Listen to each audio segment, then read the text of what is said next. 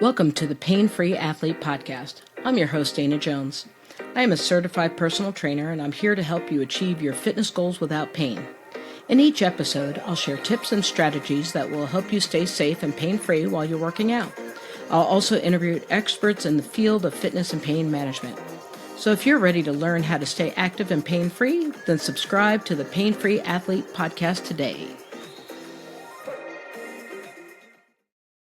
Hi, everyone, and welcome to the Pain-Free Athlete Podcast. I'm your host, Dana Jones, and today I am joined by a super special guest. I'm so excited. Sarah Fuhrmann is joining us, and she's a certified menopause coaching specialist, nutrition coach, and functional aging expert who helps women in midlife and beyond train smarter, better, and claim their strength and confidence. She's the founder of SGF Coaching, where she coaches women through the physical and emotional shifts of menopause. Yes, including how to adapt your fitness and nutrition when pain or mysterious new symptoms enter the picture. She knows firsthand what it is like when it feels to train when something hurts. She's been through recurring knee pain to heel pain to making walking miserable to heart palpitations that felt like a heart attack and all the symptoms of menopause. She also lived with the frustration of trying to stay active when your body suddenly seems like it has other plans. Welcome, Sarah. Thank you. I'm so excited to be here. This is just great. I can't wait for this conversation. So I have to tell you, I was thinking, and I think I mentioned this, is that I feel like this episode needs to be called The Shit Your Mother Never Told You. Yes. Because love I it. feel like it's a mystery, menopause, and especially as an athlete and watching the severe changes. And just to kind of give you a little insight on me, when I was going through perimenopause, obviously I didn't know I was going through it. And I started hemorrhaging to death once a month. I probably should put a disclaimer for any guys listening. This may get graphic. If you're a single guy, then you can bounce and, skip on to the next episode. If you're a married gentleman, you probably want to stick around so you get good Or if you have information. friends in this Or if you have stage. friends going through it, because you're going to hear about Anybody. it. You're going to hear about it. Everybody's talking about it. I know I'm talking about it at work, and poor guy that's sitting there, he's just nodding, but it gives him better understanding. Anyway, all right, back to the graphics. So my periods started getting heavy and I didn't know why. I just thought something was wrong or whatever. And I had all the tests and everything was quote unquote fine, but I just had no energy.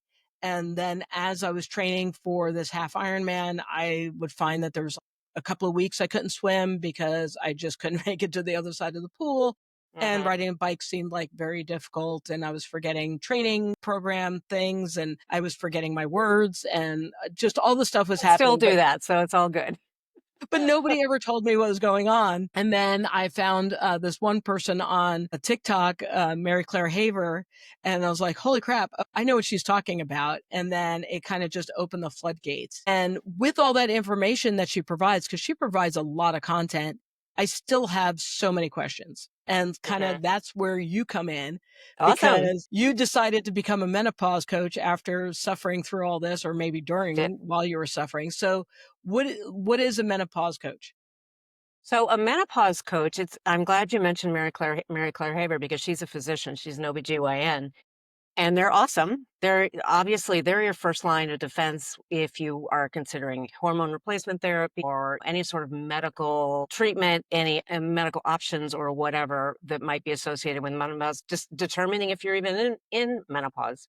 But a coach is somebody who knows the science. So we know we know the true science behind it. There's a lot of junk science around about menopause that goes all along with all the junk products and we'll talk about it. But, there's so much misinformation out there now. Before it was a desert. When you and I were starting out on this, it was complete desert and we had to figure it out on our own, which is why I got into coaching in the first place, because I don't want anybody else to go through that. And now there's just so much information that it really helps to have somebody who is spending their time separating the wheat from the chaff, figuring out what's real and what's not. And the nice thing about a coach is, in addition to knowing that science, we are also trained many of us have other certifications like I do. So I have a nutrition certification. I have a sleep certification. I'm a functional aging specialist. I know other things in this realm And the other piece of it is if coaches, like at least who've done the certifications that I have, we also have training in behavior science, right? The science of habit change. Behavior change is what I was trying to say. See, I lost my word. It Do it happens. all the time. It happens. We understand about behavior change and how to make that happen. So we are the people who are in the trenches with you day to day, figuring out the actual habits, the steps that are going to help you get to where you want to be. And also, we all have that. I know what to do, but I just can't do it. We're the ones who can help you figure out, okay, how do we get you past that so that you actually do make progress with whatever your goal might be, whether it's managing your symptoms or, weight loss is a really popular one at this stage, or building strength, getting strong again, feeling strong in your body again, getting that inner athlete back, which a lot of us feel like we lose any of that. So, we are your, I just had a conversation about this today, actually. We are the co-pilot sitting next to you, the pilot of your life, because you know your body best, but we're the ones who can help you sort of sort out, okay, really, what's the right next step for me? You're like an awesome accountability partner. Yes, You're 100%. not just making me go work out, but also helping me understand like why I can't stay up past 8:30. Yeah. Hey, speaking of, we were talking before about don't text me. Don't dare call me after 9 unless I need to get to the ER because I Yeah. am not available. But yeah, that is exactly right. And it really is having this knowledge of menopause. And most of the coaches that I know, not all, because I know some who are younger, I know some men, some awesome men actually, but most of them are like me, people who have been through it. So, we come with that lived experience too. And we sort of, with me, you can say pretty much any symptom and I'll go, I had it, or I still have it. You're the mom that we didn't have. Yes, yes, exactly. Or the older sister or something. Yeah. So how does this, because I've noticed like things have had to change. And of course, there's been trends over fitness Mm, because I think some of the certifications still talk about, oh, I need to do 3 sets of 15 reps and all mhm, this other stuff. And then, of course, Mary Claire was talking about the fact that we need to start lifting heavy. mhm, And I know for me, I just adapted Joseph Pilates' kind of mentality where it's no more than 5 reps. mhm. And that if you're doing more than 5 reps, you're not challenging your body to keep you strong. And so you really need to continue to like add weight or add difficulty for you to receive the best benefit. What do you feel like? Because the other thing, I don't talk about reps or how many sets or anything like that. Like, what are you finding is a sweet spot for you? Well, here's my take on it. It's a little different from either of those. So I teach a class 3 days a week. It's a Zoom class. It's a combination of rowing on the rowing machine and strength training. And to tell you the truth, if I were to tell my students that they need to do 5 reps, they don't have heavy enough weight to make that useful.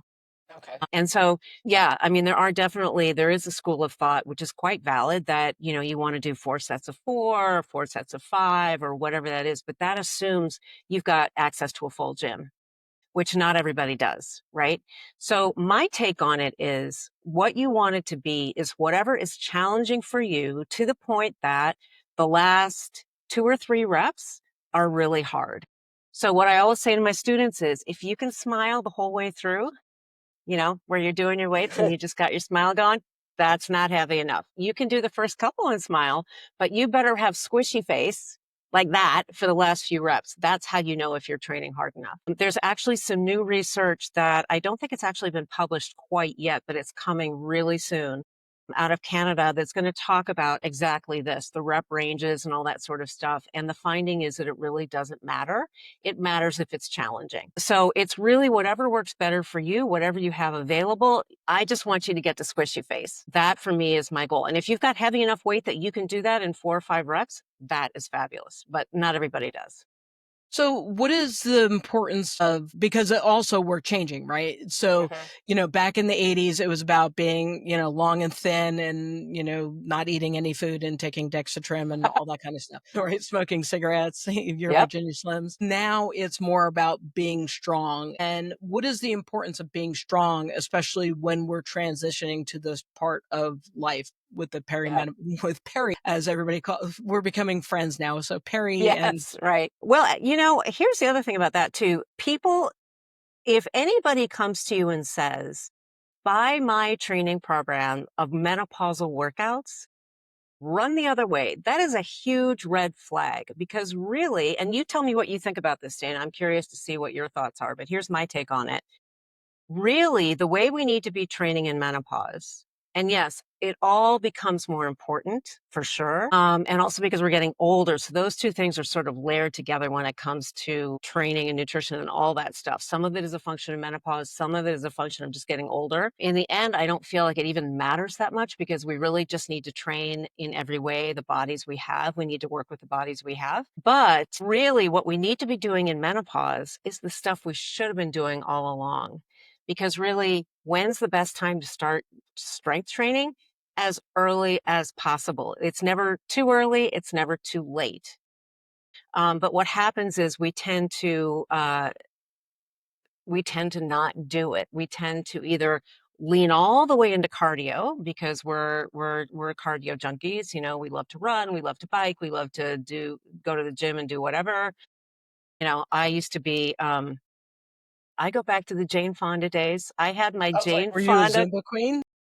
I didn't do Zumba, believe it or not, but Jane Fonda, yes, and step. I loved step aerobics. Loved it in the 80s, early 80s. But, you know, we need to be really doing all of those things actually. So there's a big school of thought that says, oh no, only strength train. I'm not there for that because our hearts are getting older, our lungs are getting older. We need to work that heart muscle. We have to work it. So yes, some cardio, including a little bit of high intensity cardio, which is really good for your brain, by the way. Strength training, absolutely. We must be doing strength training. That is super important. We need to be moving every day. We need that NEAT, that non-exercise activity thermogenesis, daily movement. We need to get that in. And this is the other one that people tend to not want to do, but it's so important. We need to work mobility. We need to work balance. We need to work agility. You know, all these things that we used to do naturally just by being outside and playing with our friends when we were kids. As we get older, we stop doing it, but we need it more than ever. So my opinion is all the things. And I mean, even my own workout schedule, I try to walk daily and I have animals, so that helps. Right, me too. And I can change it up. And, you know, sometimes if they're a little hyper, then we'll turn it into a run, whatever it may be. The strength training is definitely, for me, it's definitely bigger part of, and part of that is just because Mhm. of my weight. Since Perry showed up, I have probably put on about 50 pounds, which Mm, is kind of crazy. And I don't know, my body's working it out and I'm trying not to focus on it too much and just deal with it. But the core training that I do is huge because a lot of the core work I do is really focuses on balance. And mhm. then I really hyper focus on those little teeny tiny muscles. So I work those ankles and Yeah, wrists and stuff, whatever is good. going to save me from falling on my face. Right. And that's the other reason that I like to stress agility because it's great if you're strong enough to stop your fall, but if you can't get your foot out fast enough to Exactly. get to stop it from happening or get your hand out fast enough to reach the railing or whatever is going to stop you from falling, what good does it do you to be strong? Well, and our epidemic right now is the fact that we do too much sitting. And so as a result, your hip flexors are getting shorter. Yep. And so that lifting of the leg, right, to move to prevent the fall isn't happening. And Mm, that's why when people say, oh, well, I tripped on something, you know immediately that their hip flexors are weak because of the fact that they weren't able to lift up their legs completely to not trip on it. I mean, are you going to trip on stuff when you don't see it? Sure. But a lot of times your body makes the adjustment. And if you have the strength and the balance as well, then you trip on something and then you catch yourself and then you continue walking. mhm. It's when you don't have the core is when you trip and you just get smashed into the ground and then other things happen where your arm or your shoulder are out trying to prevent you from falling and that Yeah. leads to other injury. Yes.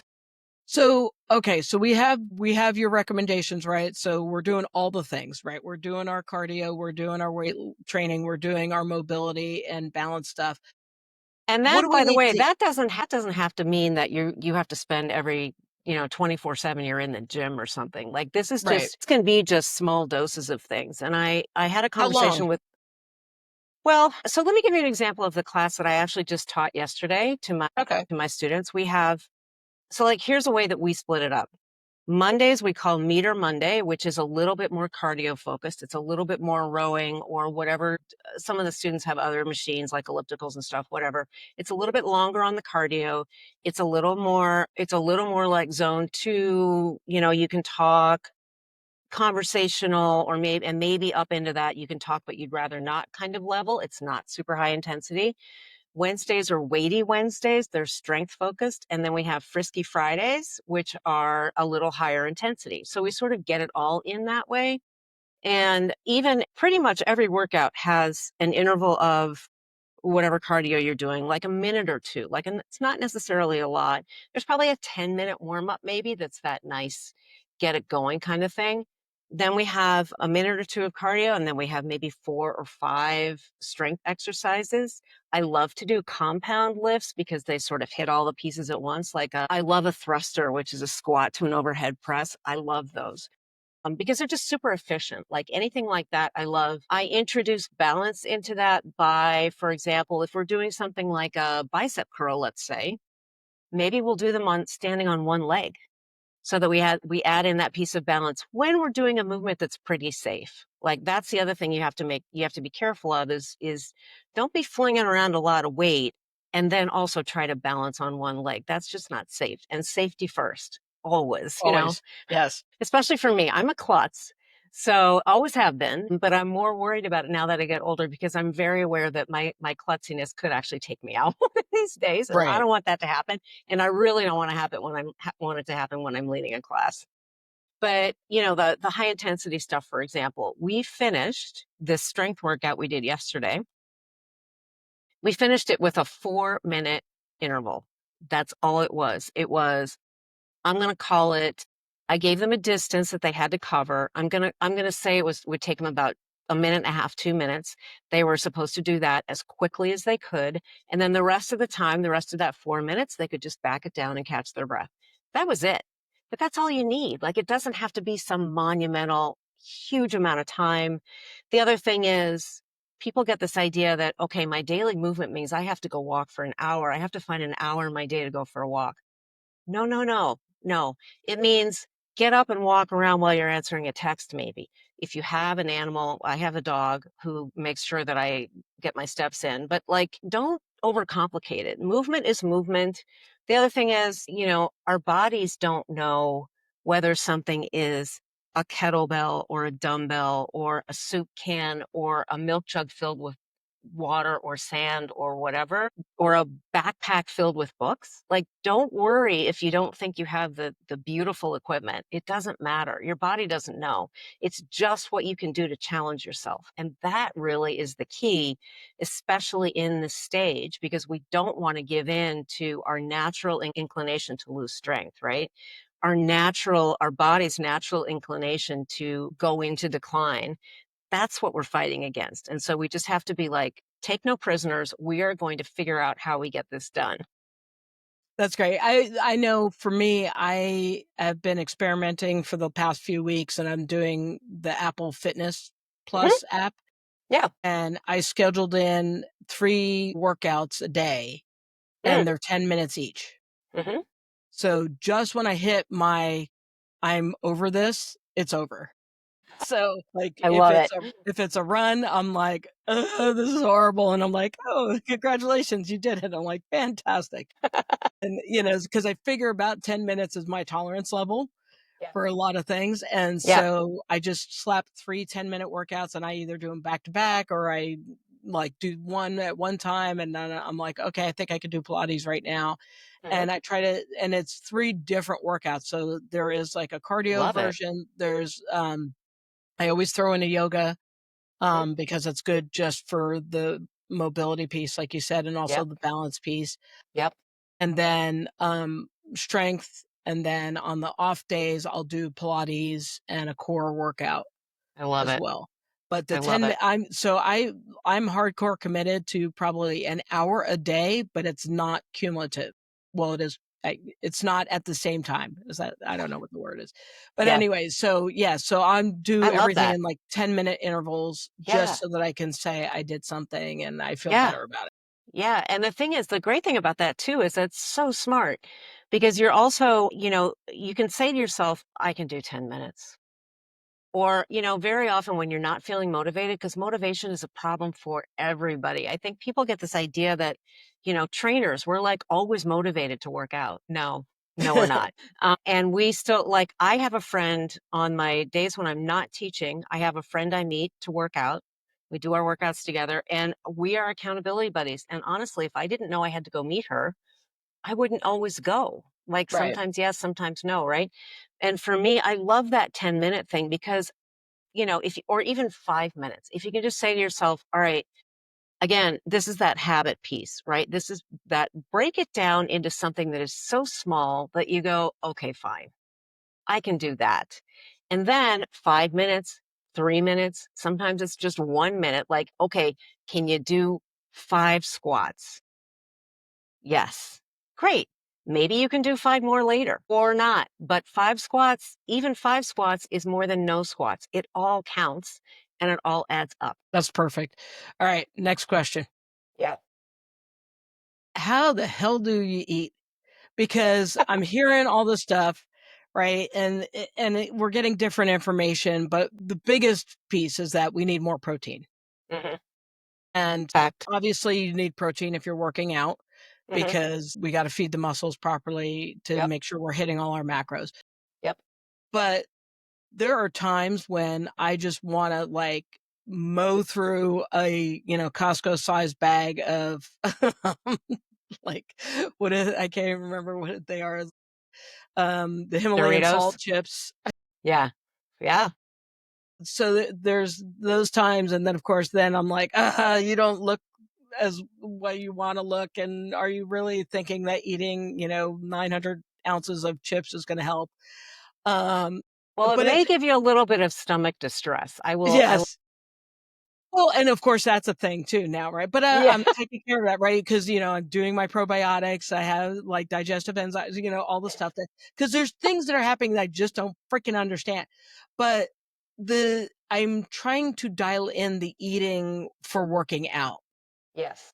and it's either there's not, I don't know if there's not enough time or so what? How do you recommend like, nutritionally? How can we be nutritionally sound when we're trying to also be athletic? So, first of all, I work a lot with women who have a weight loss goal. And the first thing I want to say is, there's a lot of talk about diet culture and you shouldn't have a weight loss goal and, blah, blah, blah. I don't think you should have one. I don't think you shouldn't. I think that isn't, it is your body. You're in the driver's seat of you're the pilot of your plane.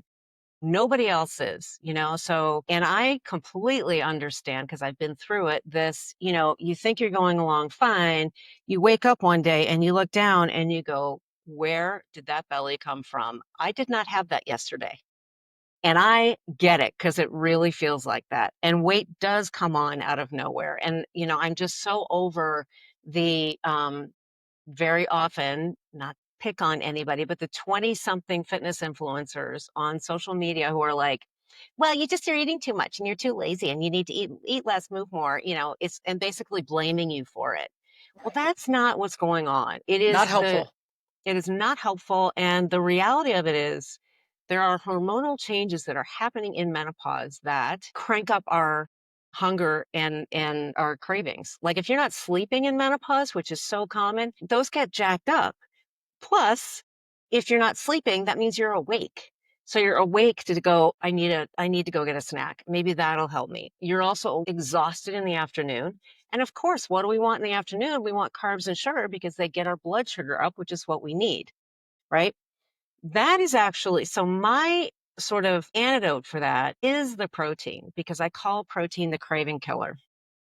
And what my clients find is that if you're getting enough protein, which is not to say you don't need carbs because you do, but if you're getting enough protein, then that afternoon slump that you're like, give me the Doritos as opposed to give me the, I don't know, the less processed thing, like like the Right. brown rice or the, chickpeas or roasted chickpeas or something like that, something that is gonna sustain you longer and ultimately you'll feel better from eating it. If you can keep that sort of energy dip at bay, then you can make smarter choices about the carbs that fuel you best, and you know what those are.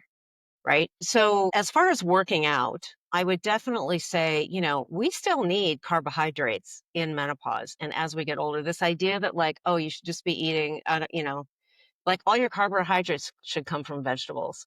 That's ridiculous. No, And it's hard as hell, and I it is find hard as myself hell. starving more because of the fact that I'm not getting that carb load. Because that was one thing and I do like Mary Claire Haver, but I also tried her diet, and I So was did like, I. Hated it. I can't do this." Mm-mm. I mean, Yeah. I was losing my mind because I'm like, if I'm riding a bike, I need carbs. Yes, you do. And, I can't. And if anybody has ever run out of gas, like personal gas on a bicycle, it's a It's nightmare. awful. Yeah. You're like, I have the ability to ride back home, but I just can't make things move to make it happen. Right. It's horrible. Right. And, and that's what happens when bonk essentially. And Hmm. that was one part of my struggle with that, was that hers was so low carb that I just couldn't function.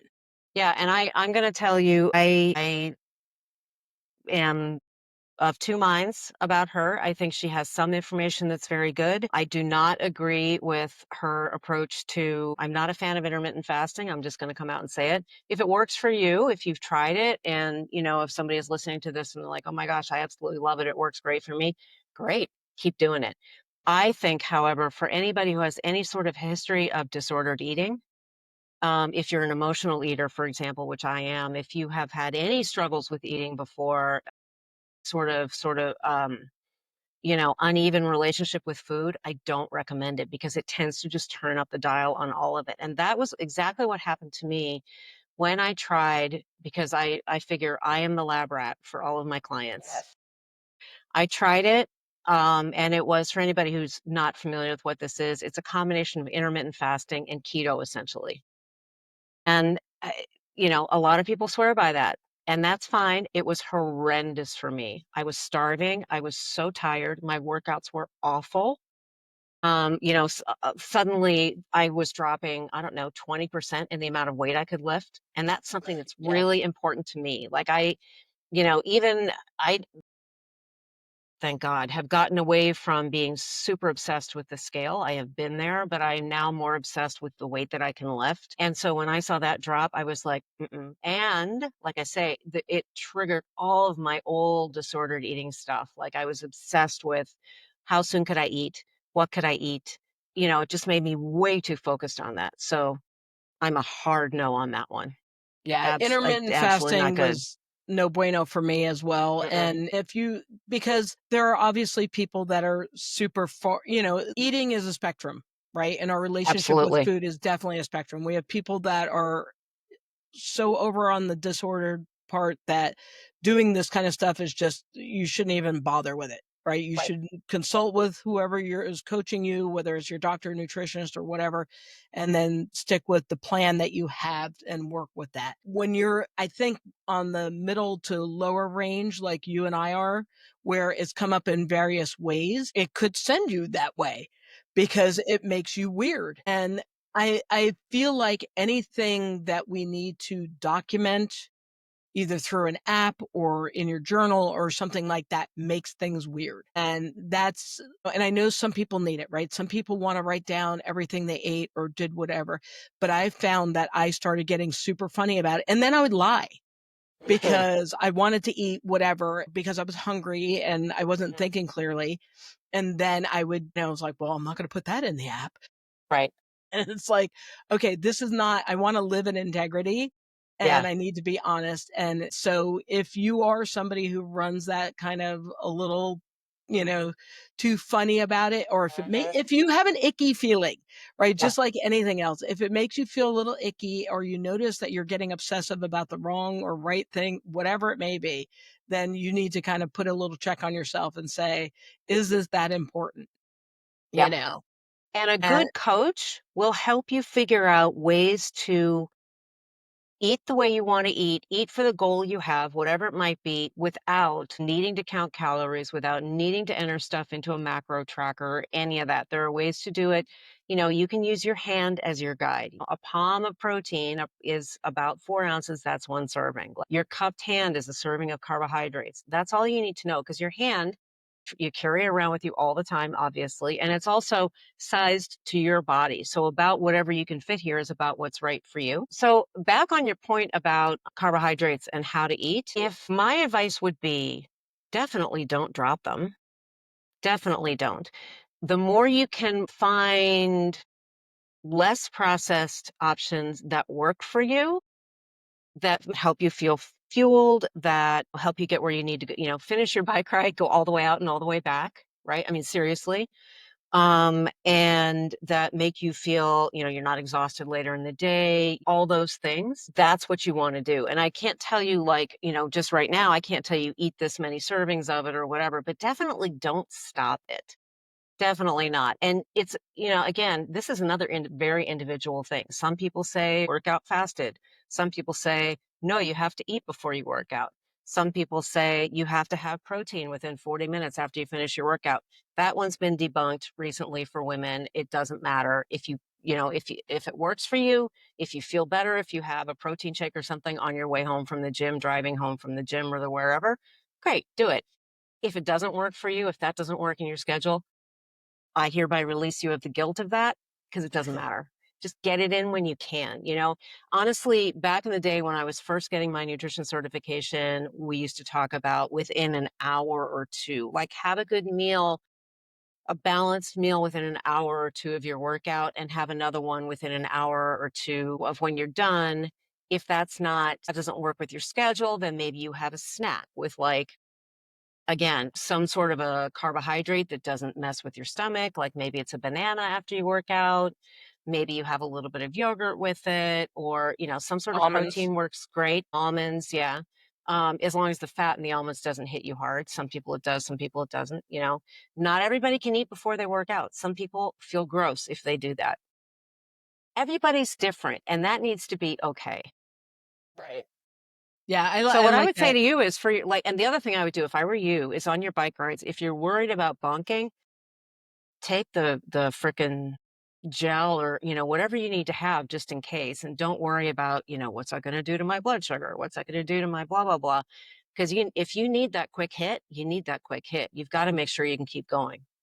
Yeah, So, especially if you maybe, don't wanna be stranded. well, exactly. Exactly.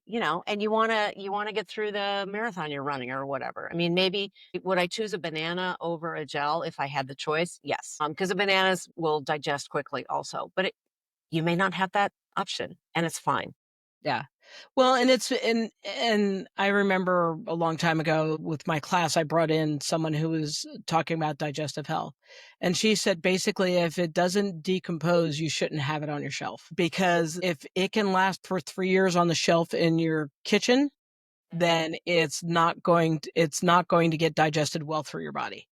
And that's why you should have things that decompose in your body. So it's like you should That's fair. be eating things that are not processed. And, and obviously, especially when you're dealing with endurance athletes, that's a challenge because of the fact that you're out in the middle of nowhere and unless you're an endurance runner and you're crazy iron stomach, you're not going to be able to eat like a half a sub and then go for, keep running because Yeah, the rest of us exactly. that would destroy. But there are times that a bar or a gel, it's whatever. And the thing is, as long as you're not doing it every day where you're creating an issue for yourself, because my biggest thing is that, especially when you're dealing as an athlete with stuff, is like that nutritional piece, you have to dial it in for you. Yes. It's whatever it may be. And I know for some people, having like they'll slice potatoes and bake them up and dry them out themselves. And they're way better than potato chips because they actually have more nutrients in them because they haven't been processed. And again, it's what you need. But for me, why I asked the question is because when I started doing the math, I realized I wasn't taking a lot of protein. And because sometimes I slip into that disordered eating where I go and I say, okay, so I can't have this. And then I start to back down. And then before I know it, like I'm not taking in enough fuel, period, for Mhm, anything. And mhm. so the other day, I think I was listening to Stacey Sims and she was talking about like, hey, you need to get that protein in because it's only going to help you. And when I did the math, I realized I was probably taking in about 50, 60 grams of protein a day.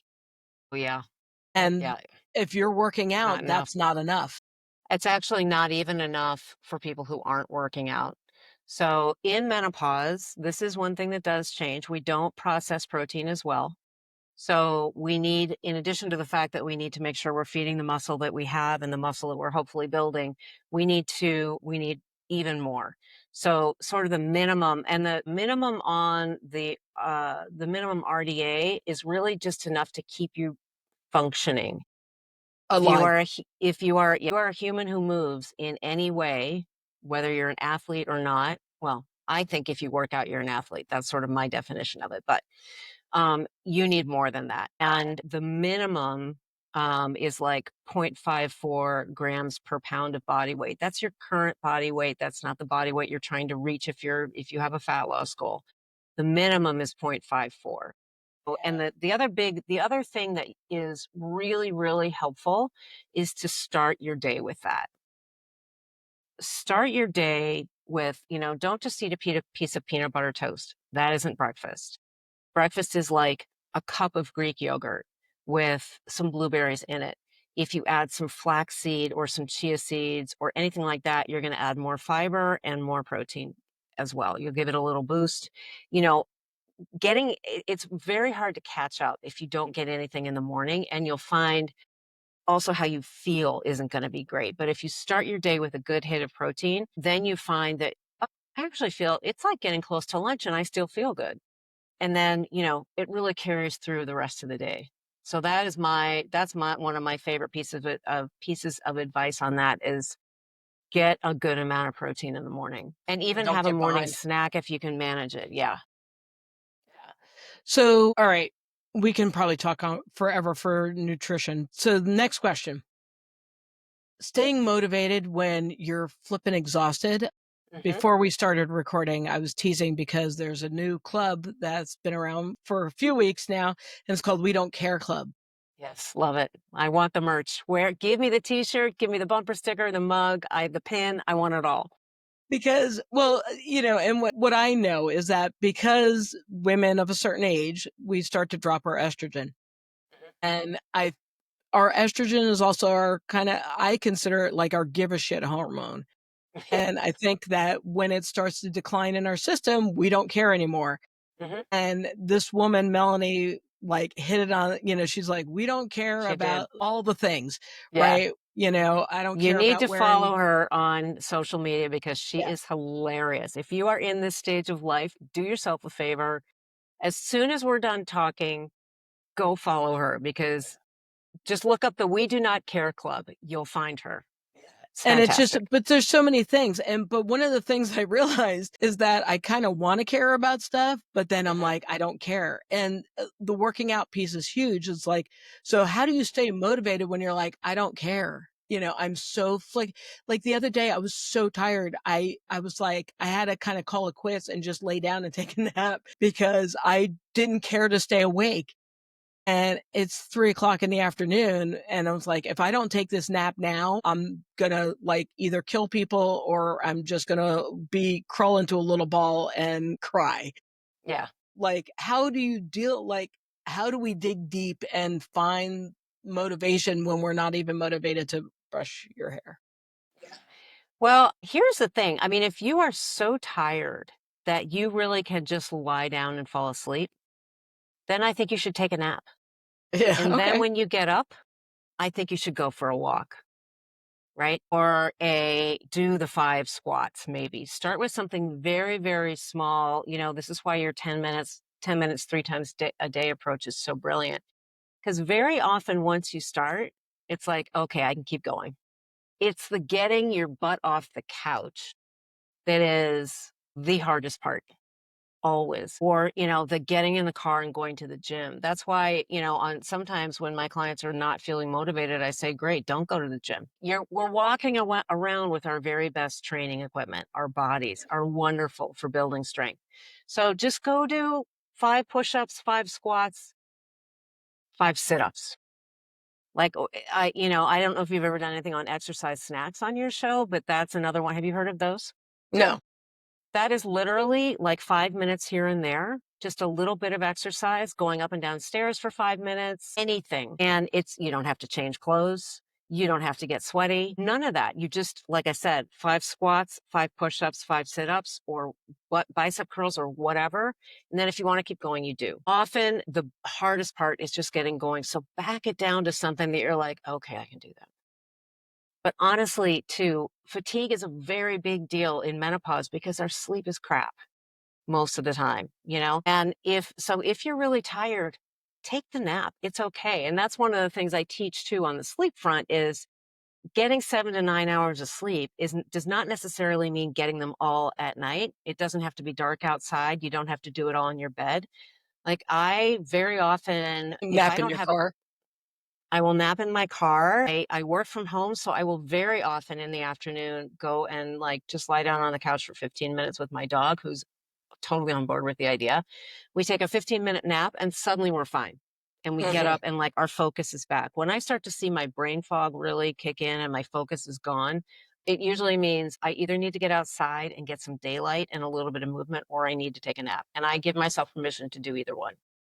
Okay. Yeah, see, I like that so much because I think as women, we feel this need to fight through it Yeah, because we have to do all the things, and because we're the it doers. really yeah, and it really hits a super shitty time in our lives because Hmm. when we're usually in this or when it starts, and of course, now studies are showing it starts sometimes in your late 30s Right. and not this idea of you have to be 60, 70 years old, Nope. to Average start age is feeling the effect. 51, but it can start as early as 36. Yeah. If you're not if it's not medical menopause where you've had a surgery. Right. And but your teenagers are usually right? Like, is this like God's little joke? It's like, I'm gonna give you these perimenopause symptoms and, oh, yes, and your children are gonna be hormonally unstable as well, Yeah. and, and you're crazy Your house person is going to be because a train wreck. yeah, and that's I mean, and, now I remember, seeing my mother, and I was like, "What is wrong with this woman?" Because Hmm. she was just, nuts and so angry and Yes. then not, and then crying, and I was like, "Oh my god, why is my Hmm. mother crying?" And, Mm. all these things, and she never said a flipping word, Because she and that didn't know. yeah, but, She I didn't mean, know. she was a very intelligent woman, Hmm. especially in the medical field, and, I just it's Yeah, but we shocking just to got me. told, if we got told anything by our doctors, we got told, oh, it's just menopause. You'll be fine. Right. Suck it up. Well, and they Deal with it. acted like it was a thing that you got through. Right. And that is something that if people are listening and have, are not getting this information, it's like, you don't get over menopause. It's not a No. cold, Right. and that whatever your plan is, whatever you sit down with your doctor, whether you're doing HRT and what that looks like is really up to your biology and Yep. everything that you medically need. Yep. It's not something that you do for 10 years and then stop. Your hormones are not gonna stabilize, Your estrogen is not coming back. it's gone. Yeah. And, it bothers me because I know I was talking to one of my colleagues and she's like, "How do we get taken seriously?" Mm. Because of the fact of, like you said, a lot of times they'll be either it's just menopause or when there's somebody like her age where they're going, "Oh, you're too young for that to happen." Yeah. But yet she's having the heavy cycles, having this she's never had like PMS-y type symptoms and she's Hmm. finding herself rationally angry. And But she's always been a workout person and then all of a sudden she's like not feeling that motivation to go work out. And it's like, mhm. I don't know if that's in your realm, but do you like how do we get heard so that we can have a proper medical partner? That is a tough one. That is a tough one. I think you have to have a really honest conversation with your doctor about it, and then you have to evaluate based on the response. You may not be able to win over your doctor. You might need a different one. Mhm. I don't know, especially if your symptoms are really getting in the way of you living the life you want to live. Like, for example, like you said, for somebody who is, just so tired all the time that they really can't function anymore. And it's not just a question of, well, I need to do better. I need better sleep or whatever. They might benefit from some of these pharmaceutical and other interventions that their doctor can prescribe that would be out of scope for somebody like me. That my job would be to help them implement it, but not prescribe it, right? That is a great conversation to have with the right doctor, but they don't all know. I mean, the amount of education that even OBGYNs get in medical school is like about menopause is ridiculous. They get like 2 hours or something. I mean, it is ridiculously non-existent. This is And so complex. extremely complex, extremely individual. We are learning more and more about what are, what symptoms. Granted, there are some people who are really blowing it way out of proportion and saying like, oh, everything that could possibly be wrong can be blamed on menopause. Well, it's not that either. But there are about 34, 35 symptoms ranging from the obvious, like hot flashes, to things like itchy ears, um, heart palpitations, anxiety, depression, all these things that I suffer from, vertigo, which was what made me think I had a brain tumor when I didn't actually, all this stuff just from the sublime to the ridiculous of things that can come with menopause. You might need to get help with that. And, definitely for your colleague who's just exhausted all the time and she feels like, whoops, she feels like she can't function. I would say absolutely. It's a good conversation to have with your doctor. And if you don't get what you want from that, then find somebody who will listen. And maybe you start with a coach who can help Mhm. you talk you through your exact issues and help you think about what you could take to your doctor and say, okay, this is what I'm concerned about. Because sometimes a coach can help you sort of frame it in a way that a doctor will hear it. Yeah, and I find that even in the chronic pain realm, Hmm. that it's almost our personal responsibility to get as knowledgeable as we can so Yeah. that you do connect with the doctor in a manner that doesn't feel threatening. Because if you came in and just said, Yeah. I was, I was looking at Google and they said that these symptoms are all menopause. I need you to take care of this. They're going to go, uh-huh, because I'm sure they deal with Dr. Google all day long I'm sure they and do. And don't I'm sure they're so over Dr. Google. because they're like, I went to Yeah. medical school and I know what I'm talking about.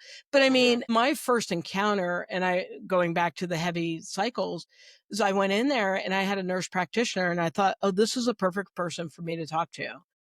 Here, this is what's happening. And I'm like, I can't even keep my eyes open leading into this. And she goes, well, you're a woman of a certain age. And then that was it. It's And I so was like, insulting, bitch. isn't it? Yeah. And I was not I'm like, "Damn, you're on my side," or I thought you were on my Right. side. Like, don't Right. you know what it feels like? Like, I so wanna Right. go back and go, "You weren't going through menopause now, like, how does it feel?" You know? Go Yeah. back and be all just crazy about it because it's just there's things that are happening, like, now the new buzzword is talking about cortisol, right? Which is a stress hormone or a Right. response to stress. Hmm. And so, like, I don't know about you, but I'm getting all these stupid ads like on Facebook talking about like, how you can reduce your menopause belly or, the cortisol and all It's that not other a stuff. cortisol belly, but okay. Yeah, I So know. what is it? Well, I mean, cortisol is a normal hormone. The problem Right. is when we have and cortisol normally spikes after a workout, for example. Like you want it to go up. The problem is when it goes up and it stays up because it is normal to have those spikes and then it's supposed to come back down. But if you have a lot of chronic stress in your life, because again, thank you, hormones, we don't handle stress as well. We don't handle it's harder for us to get that cortisol down. Stress management techniques are, again, we should have them all the time, but Right. we really need to get them into our toolbox now and figure out. So for example, this notion that, oh, you shouldn't work out because it raises your cortisol. No. However, if you are doing you know, 2-a-day workouts, if that's what you think is like normal for you, and 2-a-day workouts 6 days a week, that probably is too much in menopause because we do need It's a combination of menopause and aging, actually. We need more recovery time. That's just reality. As our bodies get older, they need more time to recover. And for example, for me, one of the things I figured out when this is when I was in perimenopause and I was trying to lose some of the weight that I gained and all that stuff, I finally figured out through my own experimentation. And that's kind of, we just, we have to go into the lab with ourselves, be a scientist with our own bodies. I finally figured out if I actually stop working out 6 days a week is what I was doing. If I actually work out like 4 days a week, and maybe 5, and on the other days just take a walk or get outside or do something easier, actually that's when I start losing weight. Hmm. And it's just because then I start sleeping better. Some of these other things happen, or like, I'm not on days when I'm not working out as hard, I have less appetite, obviously, and so it's easier for me to eat healthier, eat a little bit less, all those things. So that's often something that I will have women athletes take a look at is maybe, if things they don't feel like they're making progress in their workouts, they're tired all the time, they have, joint pain or whatever, maybe that is what they need to do is dial it back a little bit. Just try it. And that doesn't mean don't work out at all. It just means maybe you need to add in one more rest day. Start with that. If you normally work out 6 days, try working out 5. That's a great place to start with something like that. The other thing I should say, by the way, since we're touching on that is, joint pain and all that kind of stuff is super common in menopause. Heel pain, which is, you mentioned that in my bio. I was certain I had plantar fasciitis, even though I didn't know how that was possible because I wasn't running or anything. It would be so painful when I got out of bed in the morning that I could barely move. Like Hmm. just putting my Yeah. foot on the ground was agony. It was My so feet bad. were killing me every time I stood up. Exactly. That's a menopause thing, heel pain.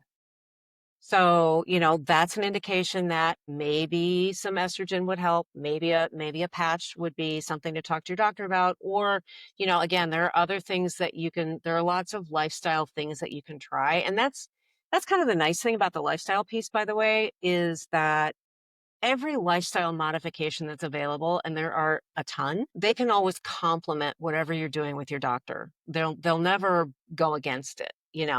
So like eating more protein, having a better sleep routine, getting more fiber in because digestion can slow down. This is an aging thing, but digestion can slow down. So, we need to make sure we're getting enough fiber. All that sort of stuff can really help you feel better. And it's just a matter of experimenting and figuring out, okay, what do I want to try?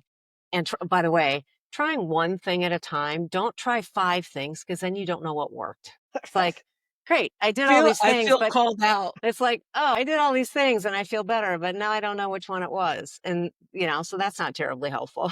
Yeah. So do you recommend supplements? I mean, Really. and I'm not saying like, do you have the Sarah Fuhrmann brand of supplements? Absolutely not. But I No. mean, like, do you Red flag. but do you recommend supplements? There are some that can definitely help. I find I am a creatine lover. Yes. It helps me in so many ways. It has made my workouts better. I feel like my strength training has gotten better. It is really, really well studied. It's been studied for decades and has been found to be really beneficial for most women. It is Well, not expensive. I had another colleague, because I'm a teacher, so there's a lot of women, who started taking it and she gained weight Mm. and was not happy about the weight gain. And Is I don't know, she you know, well, creatine can make you hold water. and So, I'm curious because it was a brand and it was one of the, because so as you said, it's well studied. So I just take creatine. That's it. mhm, Like, mhm, it's not mixed with anything else. I think what yeah. she was taking was some kind of female version of it with other things in it. Well, again, there you go. She can't Yeah, know if it was right. the creatine. And Yeah. supplements are rough, folks, just in case like, you really need to go with a solid brand. You need to But really. it doesn't need to be expensive. It Yes. can be the Nature's Way. It can be the store brand at Walgreens or Well, I whatever. meant a solid brand by it needs to be an established. brand. Yeah. Because and I remember this from a long time ago, there's this movie, it was like Bigger, Faster, Stronger. Mm, And it was about these two brothers that wanted to be wrestling people, and they were essentially they were taking steroids, but then they decided that they needed to make money. And mhm. because there's no regulation really Right. about supplements, they Right. created supplements and were selling it and making a shit ton of cash selling the Mhm. supplements that weren't really doing anything for anybody. Very placebo like.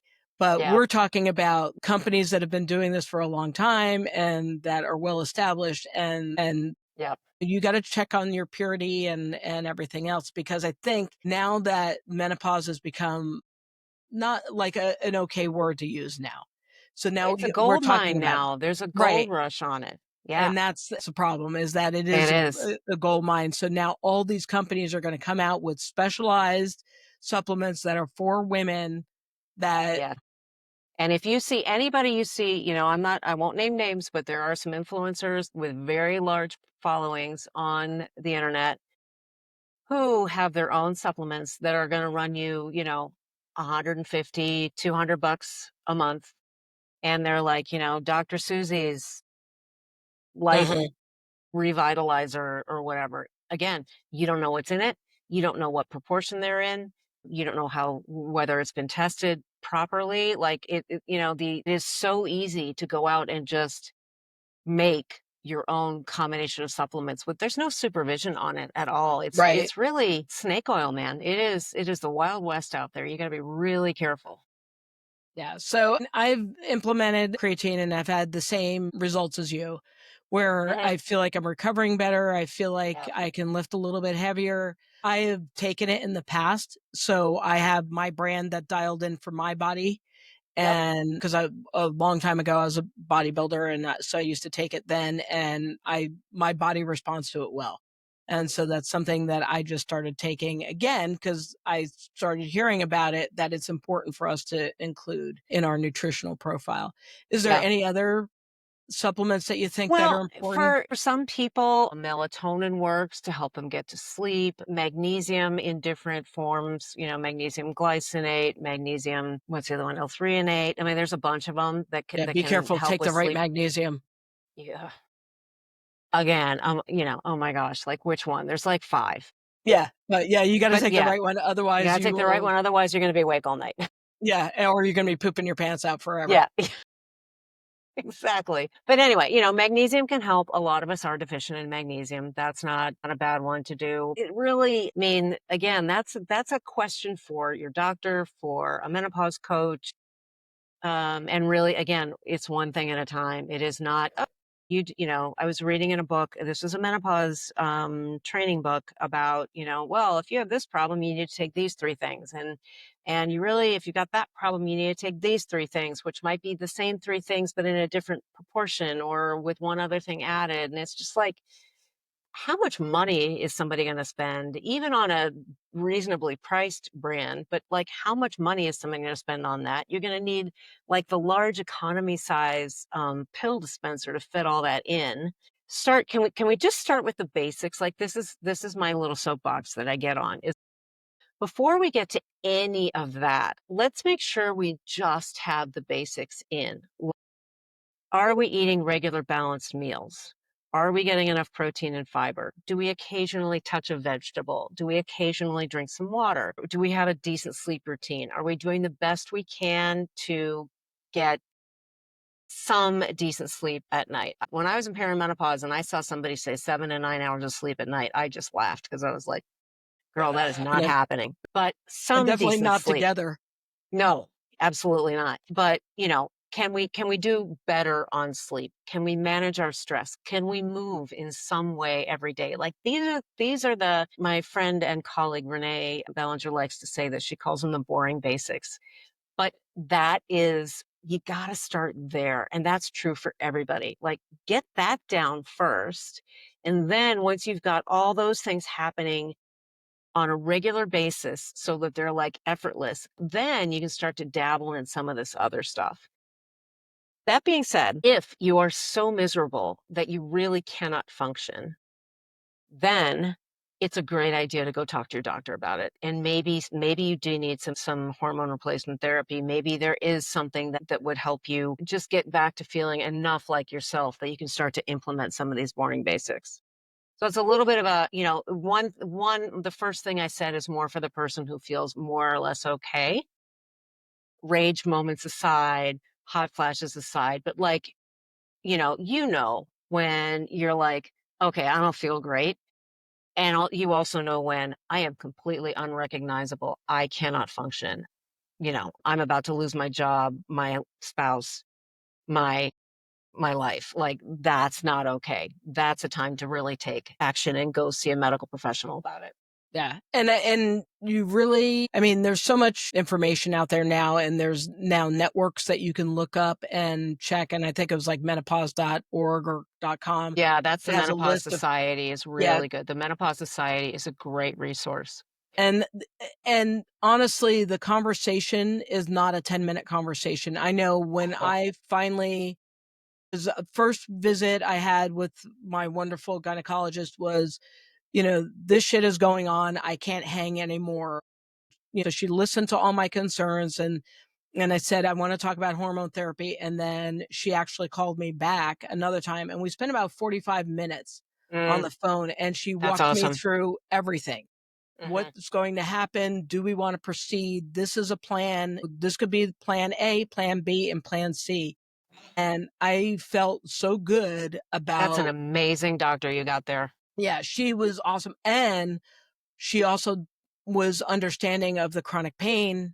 stuff at that time. So we've had conversations around that because the chronic pain piece doesn't necessarily play a role in your menopause. It does interpret, or it does interfere with your interpretation of your pain. So if you're somebody who's still on the realm and you're trying to, string together more days where you're not having some kind of symptom, when you're off balance because of menopause, psychologically, everything seems insane, right? You're just like, I Yeah. can't deal with it. Yeah. Whatever, right? You're like thinking, yeah, I have to get foot surgery because of my plantar fasciitis. And you're like, Right. so, and again, there are two different realms, right? There's the realm of the chronic pain sufferer, which you know who you are. And then there are Hmm. people that are having symptoms based off of the hormone shifts that are in their body and going through perimenopause and menopause. And those can be two different places. And then there's some of us that can dance in the middle of Yep. that. And that's why it's having a skilled professional with you can help you guide you, hopefully, in the way that you need to be met. Yeah. Because I think for the most part, the medical system is kind of screwed Yep. just because there's more humans on the planet and there's less people that want to do this job. And so that's why you're only getting 12 minutes average for a visit. That's why it takes you 6 months to get a dental appointment. That's why nobody cares if you can't see, or, all the things, you have to go to the eye doctor. There's Right. just a lot of stuff. Right. But I feel like, I don't know, I'm probably going to have you back because Hey, there's more, anytime. I there's, love this. This there's is more great. questions that, yeah, because there's like a bunch of emotional stuff and everything else. But Yeah. so in wrapping this up, because you and I have talked for a very long time, and I may split this into, because I want people to get the information, not be like, "Oh, I gotta dive in for an hour and a half and Yeah. listen to it." So, what are some of the things that you feel like people need to know to get started? And either, like, by acquiring a coach, are you available for coaching? Because, I love you. Absolutely. What resources can people acquire to feel more stable in their mission? Yeah. So the first thing well, yes, first of all, I am available for coaching. I have a group coaching program, but I also have one-on-one clients, and I'm happy to just, get on the phone for 15 or 20 minutes or Zoom or whatever with somebody and just kind of help them, have them tell me their story. And I'm happy to just say, well, here are some things you can try, kind of thing, or here are some things you could tell your doctor. And then, if coaching feels like a great fit, wonderful. If not, they can take the information and run with it a different way. The Menopause Society that you mentioned is a wonderful resource for credible information. I need to create like a resource list and make this a freebie on on my website. Just make it a free download. I think that'd be a really good idea. I'm struggling to come up with, like, there are a handful of people that I follow on social media who I trust. Like Dr. Jen Gunter is somebody who does a really good job of interpreting research. I'm not going to be able to come up with her name, but there are two exercise physiologists. One is a woman, the other one is out of Canada. He's wonderful. He's the one who's just done this study on menopause. I can by the time this comes out, I will have a list available, and you can put it in the show notes of some resources of people to follow who are really good at giving good information. And I think the best thing to do really is be keep a journal, write down what's going on, because it's so easy to forget. And don't be afraid to go and talk to a medical professional or talk to a therapist. We didn't really get into this piece of it, but depression and anxiety are That's part really two very okay, perfect. or part three. Because I went on anxiety and depression medication, I'll be honest, and it was life-saving. Just it made all the difference in helping me realize that, okay, this fog that I'm feeling is actually, again, it's menopause, and there's something I can do about it. I think that's really my biggest message to people is don't suffer, because you don't have to suffer, and don't ever take it's just menopause for an answer, because it's not. There are treatments available, there are lifestyle modifications available. There are so many resources now that we didn't have before. When you and I were coming up in this, it didn't exist. Well, now it does. So don't ever let anybody tell you, or don't tell yourself, that you just have to suck it up and live through it and try to handle it, because you really don't. And there's no reason to do that. You wouldn't do that if you had high blood pressure or diabetes or something like that. You would treat it. And menopause is also a thing that has treatments that work for it. Somehow we got told as women that, like, this is just something we have to work our way through, we have to live through. We don't. There are solutions, and you deserve to go and find them. That's awesome. Sarah, thank you so much for your time. I You're so appreciate it. welcome. This was so much fun. I We're loved doing it. this I would again. love to do it again. Absolutely. Anytime.